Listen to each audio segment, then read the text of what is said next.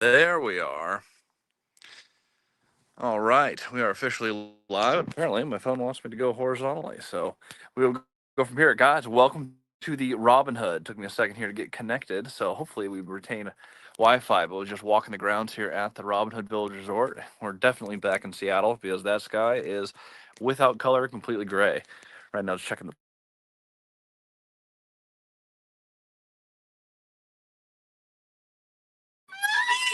as we get going here. So we'll try to keep stable internet for as long as we can. But I'll take you guys to the old pub. We're going to talk about this deal, how it came together, and then I'm going to go get all ready for our event here that starts tomorrow. All right. Oh, it is good to be back. This deal came up. This is in Union, Washington. It's on the Hood Canal. Get some lights going here for us. There we go. We'll get the main lights on here in a minute, but all right. We're in the old historic pub. I have a light switch missing somewhere, so I'll get some more lights on as we go. But this deal, seller financed $4.5 million. I bought it with partners when I knew nothing about hospitality. Now, if you remember the rules that we always share on this channel, you always learn from people who have done the thing that you want to do. We tried to learn from the seller how to buy a piece of real estate, like this one here. Now, if you've never run hospitality, knowing multifamily does not directly translate 1 to 1. So we bought this 4.5% interest debt. We bought it $1 million down, and we brought in partners for that $1 million. Problem is, the partners knew nothing about hospitality either, and none of them helped contribute to any of our project. I also had two operating partners who decided they didn't want to operate the property. So my wife and I have been running this by ourselves for 3 years. We came up to it. We had to buy everyone out to make the deal work. So we restructured the deal. We got someone else to buy the note. So we have a new seller finance note with the other partners off the note now. But we completely restructured this. This deal, because I did this, cost me the first $1.4 million that I made in real estate. 1.4 in cash. That is a huge stupid tax. That is not what you want to do when you are buying real estate. Now, fortunately, we went through it. The deal is doing well. It's performing, but I was put in a position to finish this project where I had to eliminate the partners that we had. So, grateful to be in the position that we're in. Grateful to be at the Robin Hood.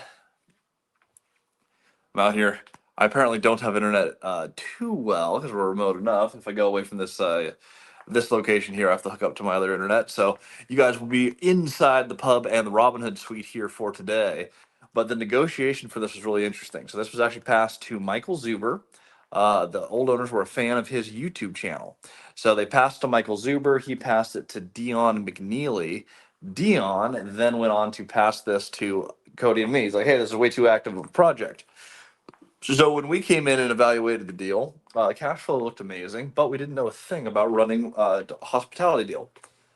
Walk through the hallway here. I'll show you guys the Robin Hood suite. This used to be actually historically was a restaurant that we converted into a room. Hello on the YouTube channel. Welcome everyone.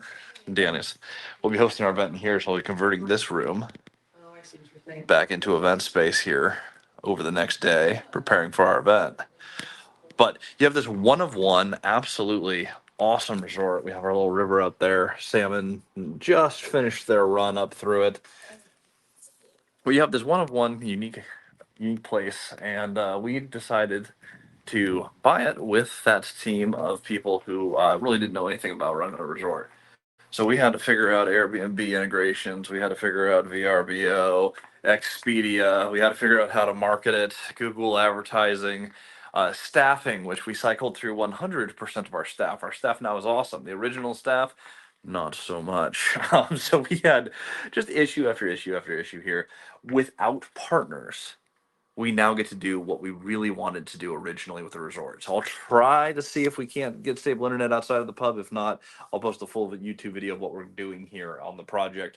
One thing that we're doing that's going to be massively helpful, we are planting about 35,000 plants around that property that will all bloom 45 days before our peak season in the summer. So in the spring, We're going to make this thing absolutely uniquely beautiful. We have 13 acres here. It's all wooded, forested, gorgeous. We're going to fill it with flowers. As we're a concert venue and a wedding venue, we're going to try to extend our season another 45 days for peak, which should add about $100,000 of top line revenue to the Robinhood. If you can get higher bookings and a little higher price and more events, we get the grounds booked, we get the pub booked, we get all the unique cabins booked. If you can create all the unique spaces, it's going to be massively helpful. We're also coming in and updating all the furniture. But I had a set of partners that didn't have the liquidity or the desire to renovate and make the project what the project needed to be. Now, I'm hosting an event here out of the old pub. This actually used to be part of the restaurant. Still have all the cool glasses and original ware that we turned the back behind me into a traditional kitchen. This is down the street. Bill Gates has the family estate that's just down here, very publicly in Union. He used to come here, get his Macallan 18 out of the bar. So it's historically just been a big part of the community. The other big thing that we were doing that we were so happy with is we are restoring the value of the Robin Hood to the community. Once a month, there's going to be concerts held in the bar. So we're going to reopen the bar on a temporary basis for a awesome group that's going to be running their events here. In the summer, we host a couple major concert series, multiple days, farmers markets for a huge piece of the community events. Then we have all the normal things that you have in a resort, weddings, kayaks. Actually, while I'm down here over the next 2 days, I'll be installing our frisbee golf course that we will put up on the hill back behind us and set up all of those features. But this is a very fun, very fun project. By the way, in the comments here, I see from Oscar, attorney asked, told me to ask you, how does cash out refi for the company constitute your funds to be exercising options for the buyout?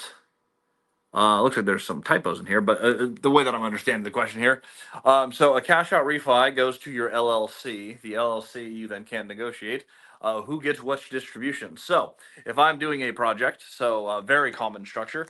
Let's say I'm doing a $1 million project and we do a fantastic job and we appraise at $2 million.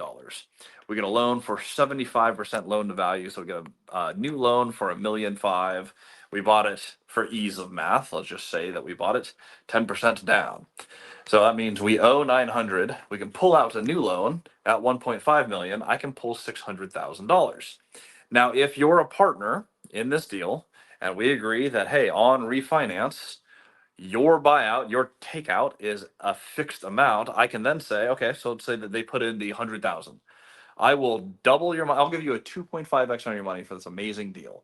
So I have a right to buy you out for $250,000 upon refi. It's actually in the documents. It just says, hey, when we do this, this much cash will be in the company. At that time, I can eliminate the partners or on or before. So at the same time, I give you 250. The company is now mine. The remaining money in the accounts are mine. Now, if you execute the cash out refinance before you buy them out, their equity would dictate that they just get whatever their portion of the money is. So you do have to actually negotiate and execute the buyouts, but you can do them simultaneously.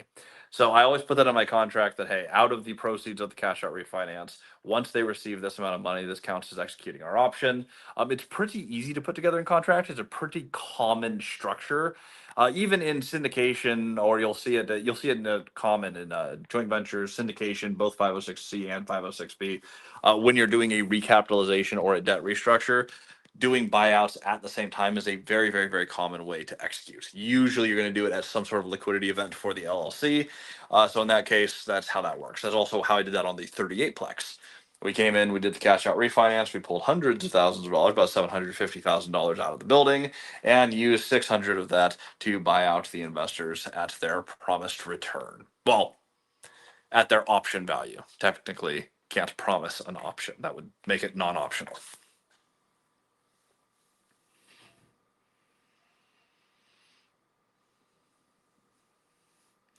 How do we collect rent if we switch to cryptocurrencies? We won't. But if we did switch to cryptocurrency, which won't happen, everyone would pay with said cryptocurrency. That's That's all it'd be. You can't in the U.S. We can't even deny tenants in most places from paying with cash or check. Like there's many laws in many counties that you can't just say, hey, you have to pay online. We still are legally required to accept check as form of payment. So I have to wait for people to mail their checks and show up in the mail. We can't force electronic payment. There's a 0% chance we're going to force people to pay with cryptocurrencies. It will not happen.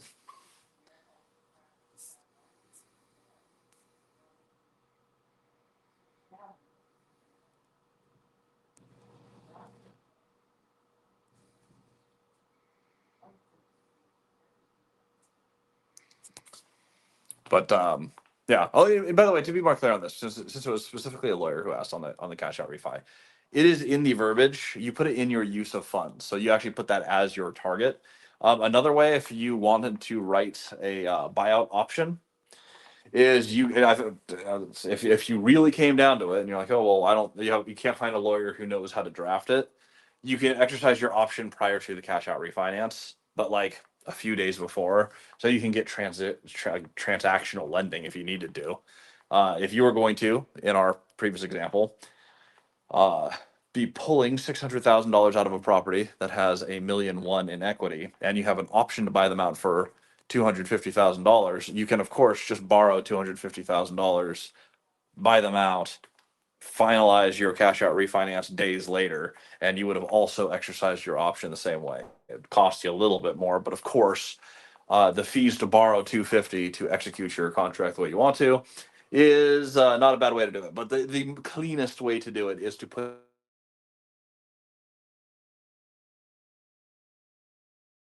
away. There we go. By far the easiest way. Sorry, even though I'm not on do not disturb, someone tried dialing through my do not disturb. So sorry for the break in our conversation here. But yeah, there are many, many, many ways to do that. But the cash out refinance is one of the most common ways to buy out partners in all of real estate. I may recommend using a different lawyer if they don't know how to do that. That is like that's how you execute the Burr method when you have partners. As the money comes in, you distribute the money exactly as you'd put together in your operating agreement. But you can put options to do just about anything in your operating agreement.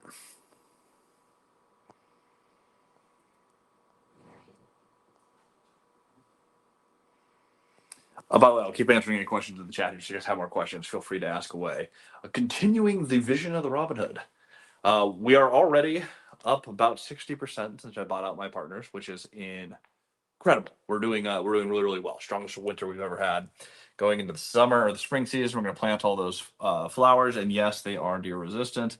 So we're going to have this beautifully landscaped place. We're going to be marketing for the events, the weddings. We're going to extend our long season. We're going to increase the actual quality of the inside, even though they're nice. They're a little bit dated, so we're going to update the inside, fix a couple roofs, and again add some other activities. So I'll be installing the frisbee golf course while I'm down here. We already have cornhole set up all over the place, and I have a few other games that are coming in. Where it's all about experience. We'll be updating the kayaks in the kayak shed, so you'll have, you get out here, you do your events. There's fire pits, there's firewood, there's you can play frisbee golf. You're in a cabin. There's barbecues all over the place that you can use. So the goal is that it feels exactly as advertised. That it's this amazing, magical escape to the woods. Right now, we got the wooded part down. We got the escape magical. It feels like it's a really cool, very unique 3-star hotel. We're gonna try to push this to 4-star, which is our goal. So that's the plan for the Robin Hood. This was my most costly mistake. Cost me $1.4 million to get to where we're at, but because we executed the game plan and because we made good decisions elsewhere in the business, we paid the stupid tax. Just know, if to avoid this particular expense, partner with people who know what they're doing. The partners that you choose are so, so, so critical to the deal. And always learn from people who have already done the thing that you're trying to do. We made the stupid assumption that because we've done well in multifamily consistently, deal over deal over deal, that we were good at real estate. And just because we've done a lot of creative finance, a creative finance resort is going to operate and we're going to have the ability to do it like we would in multifamily. It turns out completely different businesses. A lot of the skills do not transfer one to one. Assuming because you've had success elsewhere that you'll have it in all of your ventures was a stupid thing that young people tend to do. Here we are entering the 4th year of the Robin Hood. I'm having to run it all by myself, but at least we have 100% of the equity and the upside of the project.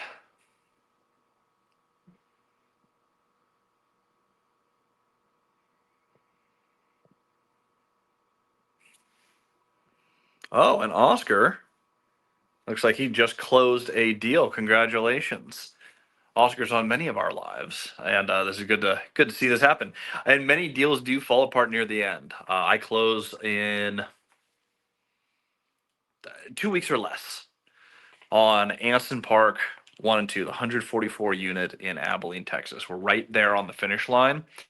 I had one of my investors, they've already signed all their docs. They're supposed to have their money ready. They're in for $500,000. They call and say, hey, turns out I had a business transaction. My money's tied up till February. There's nothing we can do. We're right here waiting to close. We're days away from getting the word that we're ready to fund, and you have to go back and find another 500,000. So Caleb and I have been making calls for the last week. Got it all lined up again. Not a big deal, but you do have to be persistent on these. If you're raising capital, you're always going to want backups. You always want more raised than your actual capital raise, and the money doesn't count as in until it is literally there in the account, ready to be deployed, and then you sign those final docs. I've had many deals that have come to the finish line. The craziest one, 25 units. We had an investor we hadn't met yet that wanted to fund the whole deal. So we got coffee with them, had a very big business. Liked everything about the structure. He had a ton of multifamily. So I'm like, okay, we got reputable business, very high net worth individual, tons of experience, wants to be the sole investor in our deal. So our deal is completely funded. 2 days before close, he gets arrested for fraud. Turns out the new partner we just met has been doing shady business deals and completely illegal business deals for a long time, and gets caught. So thank God we didn't end up partnering with him. That being said, we're 2 days from close. I'm getting on a plane to fly down and sign for this property. When we land, I had to do the sprint, go through the phone tree to start calling people. Hey, I need to put together $400,000. We've been working on this for 2 months, and I need you to wire it by 9 a.m. tomorrow. And you know what? It still happened. You see it all the way through, but I've had deals completely raised that fell apart literally on the finish line, less than 24 hours to close. So agree with that. It's fun times.